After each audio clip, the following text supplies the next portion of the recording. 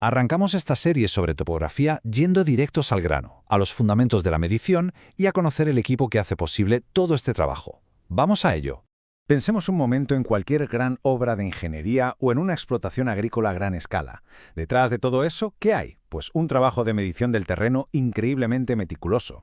Y es que en topografía la precisión no es simplemente una meta, es el punto de partida. Sin ella no hay proyecto. Y aunque los proyectos puedan parecer súper complejos, en el fondo todo el trabajo de campo en topografía se reduce a medir tres cosas clave, tres dimensiones fundamentales. Vamos a ver exactamente cuáles son. Pues bien, estas mediciones son, primero, los ángulos y las distancias en el plano horizontal, que es lo que nos sirve para delimitar parcelas y superficies. Segundo, los desniveles, algo crucial para nivelar terrenos o para diseñar pendientes con la inclinación exacta.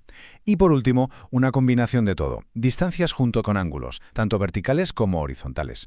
Esto ya nos permite definir trazados complejos y determinar alturas de infraestructuras. Claro, para cada una de estas mediciones existe una herramienta específica. Y la elección del equipo, que va desde lo más básico como una cinta métrica a lo más sofisticado como una estación total, depende directamente de la precisión que nos exija el trabajo en cuestión. Pero ojo, antes de sacar a la artillería pesada, antes de encender ningún equipo avanzado, hay un trabajo previo que es fundamental. Se trata de preparar el terreno y de utilizar una serie de elementos auxiliares que son absolutamente cruciales para la precisión final. El concepto más básico de todos es el de punto de estación. ¿Qué es esto? Pues es, ni más ni menos, que el lugar exacto sobre el que vamos a colocar nuestro instrumento de medida. Si este punto no está perfectamente definido y marcado, todas las mediciones que hagamos desde él ya nacerán con un error de base. Y para marcar estos puntos, pues la verdad es que hay de todo. Se puede usar desde un simple spray de pintura para trabajos cortos hasta estacas de madera, clavos de acero o incluso hitos de hormigón que sirven como referencias permanentes. Al final, la clave es que la marca sea siempre precisa, visible y lo suficientemente duradera para el tipo de trabajo que estemos realizando. Muy bien, ya tenemos nuestro punto de estación bien fijado en el terreno. El siguiente paso es poder apuntar a los otros puntos que queremos medir. Y para eso, claro, también se necesitan herramientas específicas que nos hagan de diana. Aquí entran en juego las miras. En esencia, son como unas reglas graduadas de gran tamaño que se colocan perfectamente verticales sobre el punto a medir. Desde la estación, a través del instrumento, se lee la altura en la mira y con esa lectura se pueden calcular desniveles y distancias con una precisión muy alta. Luego tenemos los jalones. Sirven para señalizar la posición de un punto y hacerlo visible desde lejos. Pero hoy en día su función más importante es la de servir de soporte para los reflectores o prismas. Estos prismas son los que devuelven la señal láser o infrarroja que envía a la estación total, permitiendo así medir distancias de forma electrónica y súper precisa. Perfecto, ya tenemos los puntos marcados y los objetivos visibles. Ahora toca montar el equipo principal de forma correcta. A todo este proceso se le conoce como puesta en estación. Y todo, absolutamente todo, empieza con el trípode. Su única misión es ofrecer una plataforma que sea completamente estable. Sus partes claves son la meseta, que es la base plana donde se apoya el instrumento, las patas extensibles para adaptarse a la altura y al terreno, y los regatones, que son las puntas metálicas que se clavan en el suelo para que no se muevan ni un milímetro. El instrumento se fija a la meseta con un tornillo de anclaje. Este tornillo suele ser hueco, lo que nos permite usar una plomada óptica o láser para mirar a través de él y asegurarnos de que el equipo está perfectamente alineado en la vertical del punto de estación que hemos marcado en el suelo. Ahora que tenemos el equipo montado, vamos a hacer una pequeña disección. Vamos a ver sus componentes internos, las piezas que de verdad son las responsables de la magia de la medición. El componente más obvio, claro, es el anteojo o telescopio. Su función es apuntar. Pero aquí hay un término técnico que es clave: colimación. Colimar es la acción de hacer coincidir la cruz filar, o la retícula que vemos por dentro, de forma exacta con el punto que queremos medir. Es un acto de pura precisión. Y aquí tenemos el corazón de la medición de ángulos, el limbo. Es básicamente un disco circular graduado, como un transportador de ángulos, pero de una precisión altísima, que se encuentra dentro del aparato. De hecho, hay dos, uno para los ángulos horizontales y otro para los verticales.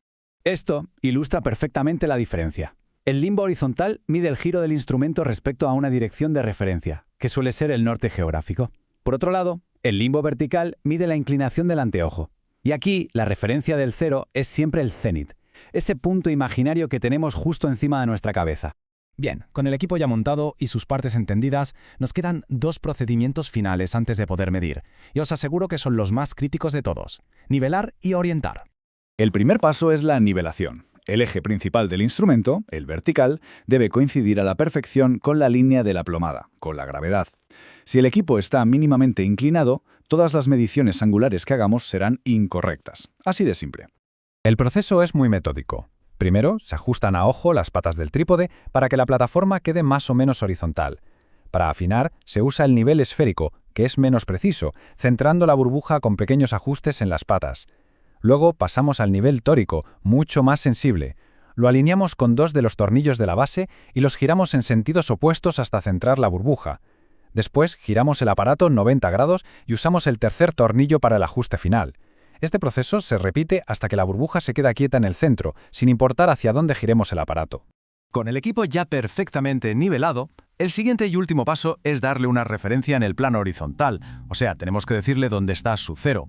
A este proceso se le llama orientación, y lo más común es orientar el instrumento al norte geográfico. Apuntamos hacia el norte, que hemos determinado previamente, y fijamos el cero del limbo horizontal en esa dirección. A partir de ese momento, cualquier ángulo horizontal que midamos será un azimut, es decir, una medida directamente referenciada al norte, lo cual es increíblemente útil para integrar después todos los datos en un mapa.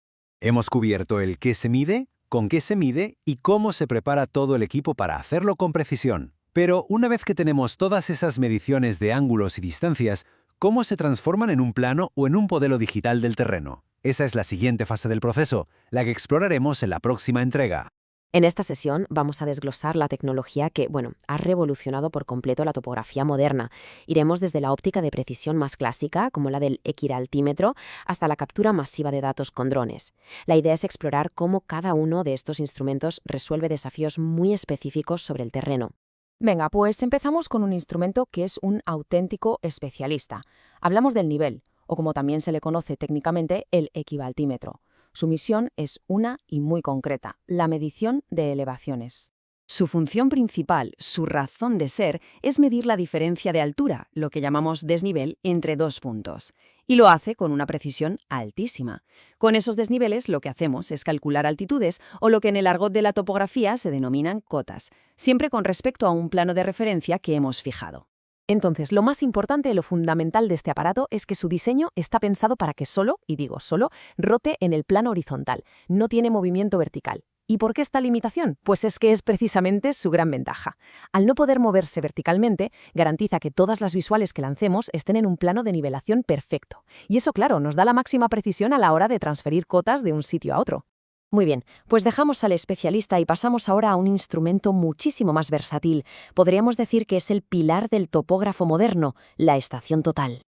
A ver, esto es la evolución lógica del teodolito óptico-mecánico de toda la vida a un instrumento que ya es electroóptico. ¿Qué significa esto? Pues que integra un distanciómetro electrónico y un microprocesador. Esto le permite no solo medir ángulos y distancias con una precisión que es asombrosa, sino que además puede procesar datos allí mismo en el campo, calcular coordenadas al momento y almacenar miles de puntos para luego volcarlos al ordenador y trabajar con ellos.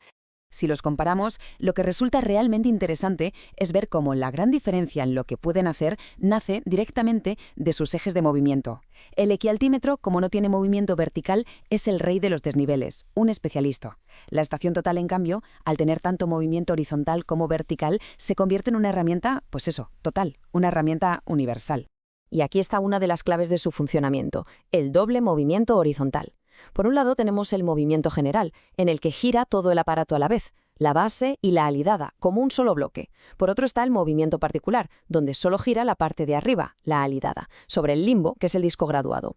¿Y para qué sirve esta distinción?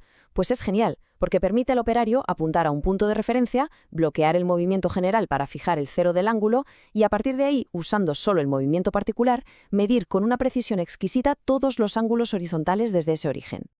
Vale, pero antes de los distanciómetros láser, ¿cómo medían las distancias estos aparatos ópticos? Pues la respuesta está en un principio óptico súper ingenioso, la estadimetría. El fundamento de la estadimetría no tiene que ver con la trigonometría de triángulos rectángulos que todos conocemos, sino con la semejanza de triángulos isósceles. Lo que se hace es establecer una proporción directa entre un triángulo muy pequeño, que se forma dentro del aparato con el foco del objetivo y los hilos estadimétricos del retículo, y otro triángulo mucho más grande que se forma fuera, con el mismo vértice en el foco, y cuya base es el trozo de mira topográfica que vemos entre esos hilos. Este esquema lo ilustra perfectamente. Tenemos un triángulo interior que es pequeño y de tamaño fijo, formado por el retículo que vemos al mirar por el ocular, y luego un triángulo exterior que es grande y variable, formado por la proyección de esos hilos sobre la mira que está en el terreno. Y la relación matemática entre ambos es así de sencilla. D igual a K por H, donde D es la distancia horizontal que queremos calcular. Es simplemente la diferencia de lecturas entre el hilo de arriba y el de abajo en la mira. Y K es una constante que depende del instrumento. Para que los cálculos sean más fáciles, su valor es casi siempre 100. Aunque ojo, siempre hay que confirmarlo en el manual del equipo, por si acaso. Y ahora damos un salto tecnológico brutal. Dejamos la línea de visión en tierra y nos vamos al posicionamiento global desde el espacio. Estamos hablando de los receptores GNSS, que es el acrónimo de Sistema Global de Navegación por Satélite. El principio en el que se basan es la trilateración, es decir, el receptor mide con una precisión de nanosegundos cuánto tarda en llegarle la señal desde varios satélites. Como sabemos la posición exacta de esos satélites, el receptor calcula su propia posición con una precisión que puede llegar a ser literalmente milimétrica. Aquí la designación RTK es fundamental. Significa Real Time Kinematic. ¿Y cómo consigue esa precisión en tiempo real?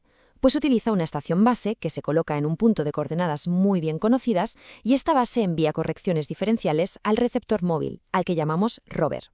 Estas correcciones lo que hacen es eliminar en tiempo real los errores que vienen de la atmósfera o de la propia órbita de los satélites. El resultado es que obtenemos precisiones centimétricas al instante, sin tener que volver a la oficina a postprocesar nada. Y llegamos a la última frontera, al menos por ahora. Vamos a llevar la topografía a los cielos con los sistemas aéreos no tripulados, o como todos los conocemos, los drones. A través de técnicas como la fotogrametría o con sensores LIDAR que van a bordo, los drones son capaces de generar nubes de puntos de una densidad altísima y modelos digitales del terreno de áreas enormes. Un trabajo que con métodos de toda la vida podría llevar días, ahora se completa en cuestión de horas. Por eso son tan valiosos en agricultura de precisión, para cubicar movimientos de tierras o para inspeccionar infraestructuras. Ojo, porque para la mayoría de los trabajos topográficos el proceso no va de ser un piloto experto con un mando. Se trata más bien de una planificación de vuelo súper meticulosa y una ejecución que es totalmente automatizada.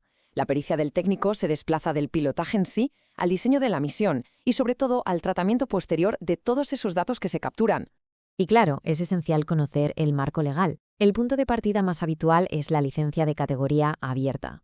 El proceso es bastante sencillo, de hecho, se hace todo online a través de la web de la Agencia Estatal de Seguridad Aérea y es gratuito. Estas son las reglas de oro, las medidas de seguridad básicas. Es absolutamente imperativo mantener el dron siempre a la vista, lo que se conoce como operación VLOS, de Visual Line of Sight. Además, nunca se pueden superar los 120 metros de altura sobre el terreno y, una norma sagrada, hay que ceder siempre el paso a cualquier aeronave tripulada. Siempre. Toda esta evolución de las herramientas, desde el nivel óptico hasta el dron que vuela solo, nos lleva a una última reflexión sobre el futuro de la profesión. Con la automatización y la inteligencia artificial ganando cada vez más terreno, parece claro que el rol del topógrafo se va a transformar. Pasará de ser principalmente un medidor en campo a ser un gestor y un analista de datos geoespaciales de una complejidad cada vez mayor.